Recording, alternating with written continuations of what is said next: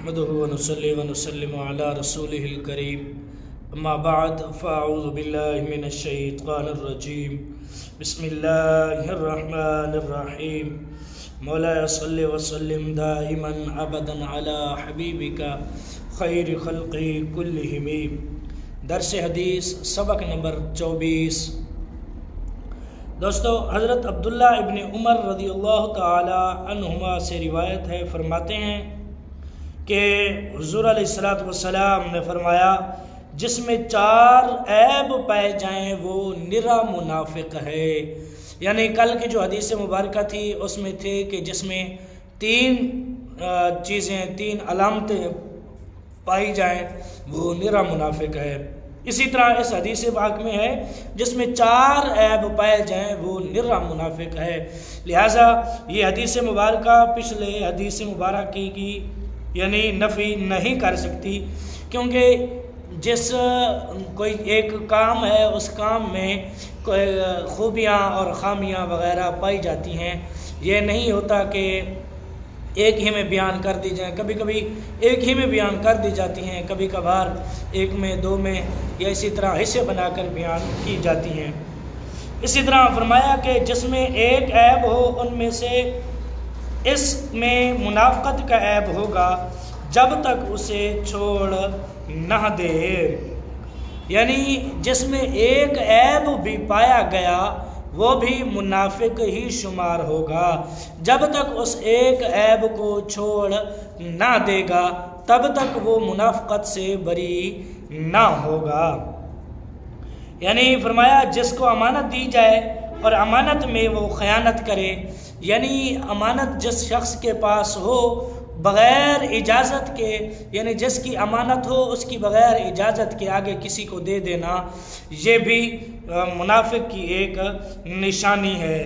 جب بات کرے تو وہ جھوٹ بولے، یعنی بات بات پر جس شخص کا جھوٹ بولنے کا وتیرہ ہو وہ شخص بھی منافق ہی کہلاتا ہے. اسی طرح پھر آگے فرمایا وعدہ کرے اور وعدے کی خلاف ورزی کرے، یعنی وعدہ کر کے پھر اس وعدے کو پورا نہ کرے، یہ بھی منافقت کی علامت ہے. اور پھر آگے فرمایا جب لڑے تو گالیاں بکے، یعنی جب کسی کے ساتھ اس شخص کی لڑائی ہو جائے وہ لڑائی میں اگلے یعنی لڑنے والے شخص کو ہر بات پہ گالیاں ہی دے. یعنی پچھلی جو حدیث مبارکہ تھی اس میں 3 تھی اور اس حدیث مبارکہ میں 4 ہیں. چوتھی جو ہے وہ جو لڑائی کرے وہ لڑائی کے وقت گالیاں دے، اس میں اضافہ ہے. یعنی یہ منافقت کی علامت ہے. ان 4 میں سے کوئی ایک بھی پائی گئی ہو جس شخص میں وہ نرا منافق ہے فرمایا گیا. تو اسی طرح دوسری حدیث حضرت ابن عمر رضی اللہ تعالی عنہما سے روایت ہے، فرماتے ہیں کہ حضور علیہ السلام نے فرمایا منافق اس بکری کی طرح ہے جو 2 بکروں کے درمیان گھومے، یعنی چکر لگائے، کبھی اس بکرے کے پاس پہنچ جائے کبھی اس بکرے کے پاس پہنچ جائے. دیکھو یہاں پر حضور علیہ السلام نے کتنی بری مثال دی، یعنی اتنی بری مثال اس لیے دی تاکہ جو لوگ یہ کام کرتے ہیں اس مثال کی وجہ سے وہ اس کام سے ہٹ جائیں، اس کام سے بری ذمہ ہو جائیں. یعنی جیسے کہ عام طور پر بکری ہوتی ہے، بکری کبھی کسی بکرے کے پاس، کبھی کسی بکرے کے پاس، کسی ایک بکرے کے پاس بکری نہیں ٹھہرتی. تو منافق کا حال بھی اسی طرح ہوتا ہے، کبھی ادھر کا حال لے لیا کبھی ادھر کا حال لے لیا، کبھی ادھر سے سن کے ادھر لگا دی کبھی ادھر سے سن کے ادھر لگا دی. یعنی یہ بھی منافقت کی ایک علامت ہے. یعنی اتنی گندی مثال دی حضور علیہ السلام نے صرف اور صرف اس شخص کو آر دلانے کے لیے جس کے اندر یہ علامتیں ہوں، جو یہ کام کرتا ہو، تاکہ وہ اس منافقت اس غلیظ کام سے وہ باز آ جائے. یہاں پہلی فصل مکمل ہوتی ہے. آگے دوسری فصل حضرت صفوان بن عسال رضی اللہ تعالی عنہ سے روایت ہے، فرماتے ہیں کہ ایک یہودی اپنے یہودی ساتھی سے بولا مجھے ان کے نبی کے پاس لے چل. یعنی دو یہودی تھے، دونوں دوست تھے، ایک دوسرے سے کہہ رہا ہے کہ مجھے مسلمانوں کے نبی کے پاس لے چل. تو دوسرا کہنے لگا کہ انہیں نبی نہ کہو، اگر وہ سن لیں گے تو ان کی آنکھیں چار ہو جائیں گی معاذ اللہ. یعنی مطلب یہ تھا کہ ان کو نبی نہ کہو، وہ اترائیں گے، اپنے آپ پر فخر کریں گے معاذ اللہ کہ یہودی بھی ہمیں نبی مانتے ہیں. یعنی اس کا مقصد یہ تھا کہ ان کو نبی نہ کہو، اگر وہ سن لیں گے تو معاذ اللہ ان کی آنکھیں چار ہو جائیں گی. تو پھر وہ دونوں حضور علیہ الصلوۃ والسلام کی خدمت اقدس میں حاضر ہوئے.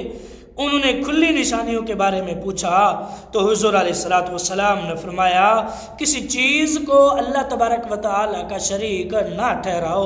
اللہ تبارک و تعالیٰ وحدہ لا شریک ہے، اس کا کوئی ہمسر نہیں ہے، وہی عبادت کے لائق ہے.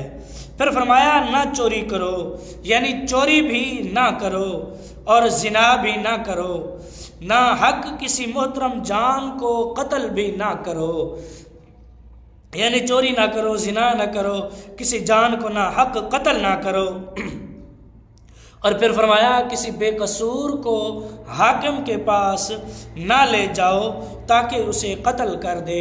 یعنی جس کا کوئی قصور ہی نہیں ہے اس پر الزام لگا کر حاکم کے پاس لے جانا، یعنی وہ اس نیت سے حاکم اسے سزا دے گا، اسے قتل کر دے گا. یعنی جو ناحق ہو اسے بھی کسی کیس میں یا کسی ایسے کام میں نہیں گھسیٹنا چاہیے جو بہت برا ہو اور اس کی زندگی کے لیے خطرہ ہو اور اس کے بال بچوں کی زندگی کے لیے بھی خطرہ ہو. یعنی بے قصور کو کسی کام میں نہیں گھسیٹنا چاہیے. تو پھر آگے فرمایا اور نہ جادو کرو، یعنی جادو وغیرہ بھی نہ کرو، نہ سود کھاؤ، یعنی سود سے بھی حضور علیہ الصلوۃ والسلام نے منع فرمایا. اور پھر فرمایا نہ پاک دامن کو زنا کا بہتان لگاؤ، یعنی جو پاک دامن عورت ہو اس پر بہتان نہ لگاؤ، اس پر الزام نہ لگاؤ. اور پھر فرمایا نہ جہاد کے دن بھاگنے کے لیے پیٹ پھیرو، یعنی جہاد کے دن بھی نہ تم پیٹ پھیر کے پیچھے جاؤ، یعنی جہاد سے تم منہ نہ موڑو. اگر جہاد کرنا آ جائے تو اللہ تبارک و تعالیٰ کے راستے میں جہاد بھی کرو. پھر اسی طرح فرمایا کہ یعنی ان دو یہودیوں کو مخاطب کرتے ہوئے حضور علیہ الصلوۃ والسلام نے فرمایا اور اے یہودیوں تم پر خصوصاً یہ بھی لازم ہے کہ ہفتوں کے بارے میں حد سے نہ بڑھو. جیسا کہ ہمارے لیے جمعہ کا دن ہے اور آج الحمدللہ جمعہ کا دن بھی ہے، تو آپ سب لوگوں کو جمعہ مبارک. تو حضور علیہ الصلوۃ والسلام نے فرمایا جیسے ہمارے لیے آج جمعہ کا دن ہے، ہمارے لیے یہ خاص ہے، مسلمانوں کے لیے یہ عید کا دن قرار دیا گیا ہے، اسی طرح یہودیوں کے لیے ہفتہ کا دن تھا کہ وہ ہفتہ کا دن ان کے لیے خاص تھا جیسا کہ ہمارا جمعہ ہے. تو پھر فرمایا راوی فرماتے ہیں تب ان دونوں نے حضور علیہ الصلوۃ والسلام کے پاؤں چومے، یعنی ان دونوں یہودیوں نے حضور علیہ الصلوۃ والسلام کے پاؤں چومے. صاف ظاہر ہے حضور علیہ الصلوۃ والسلام اگر کھڑے ہوں یا بیٹھے ہوں تو پاؤں چومنے کے لیے جھکنا پڑتا ہے، وہ جھکے ہوں گے، حضور علیہ الصلوۃ والسلام کے پاؤں مبارک کو چوما ہوگا. اور بزرگوں کے، اولیاء کرام کے، ولی اللہ کے یا پیر و مرشد کے، یعنی جو کامل پیر ہیں علماء حق کے، میری باتوں پر غور کرنا، یعنی جو اوریجنل پیر ہیں، جو 2 نمبر پیر نہیں ہیں، اوریجنل پیروں کے پاؤں چومنا اور علماء حق کے پاؤں چومنا یہ اس حدیث مبارکہ سے ثابت ہوتا ہے.